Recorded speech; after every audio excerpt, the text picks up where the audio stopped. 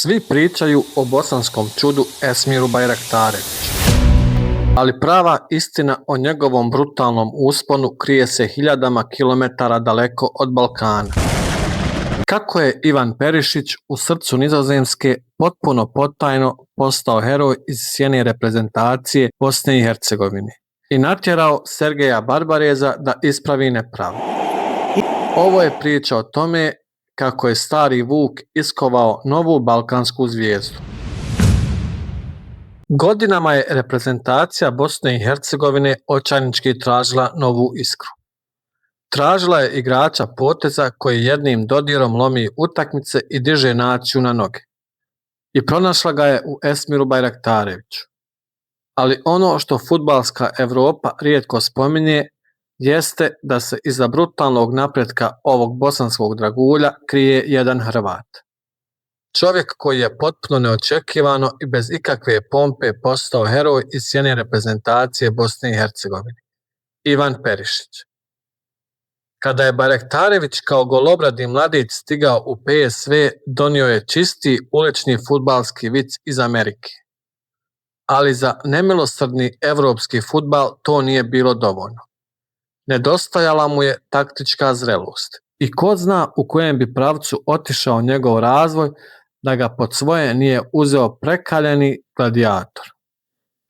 Perišić mu je usadio vojničku radnu etiku, naučio ga da čita igru i igra u oba pravca. Oblikovao ga je nesvjesno radeći najveći mogući posao za kompletnu naciju u susjedstvu. A da u rukama drži nebrušeni dijamant, Perišić je javno poručio još krajem ljeta 2025. godine. PSV je gubio od Groningena, Bajraktarević je ušao na poluvremenu i sa 2 gola okrenuo meč.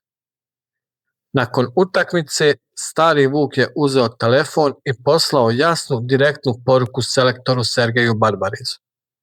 Izborniče, mali je spreman. I bio je apsolutno u pravu.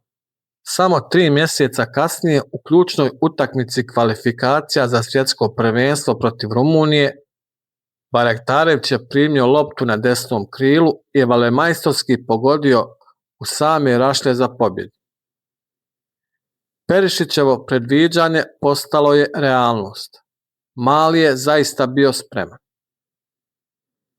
Zanimljivo da je Bajraktarević prestao dobijati pozive od Barbareza pa je propustio uvodni dio kvalifikacija za svjetsko prvenstvo.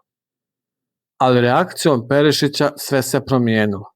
Kruna tog mentorskog odnosa desila se na proljeće 2026. godine. PSV je deklasirao Zvole sa 6-1.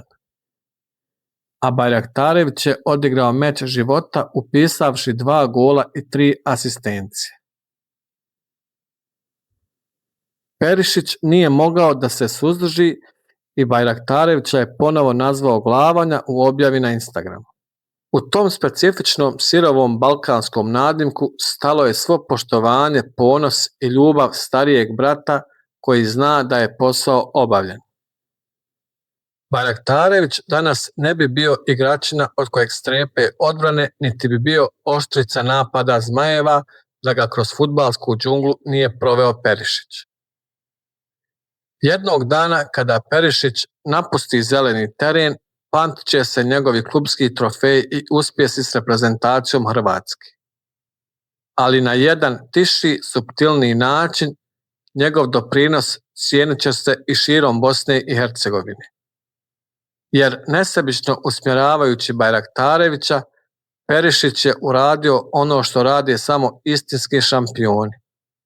Pokazao je da se u sjeni reflektora i iskrenim savjetima u fudbalu ostavlja nešto mnogo trajnije od samih trofeja, a to je ljudska veličina.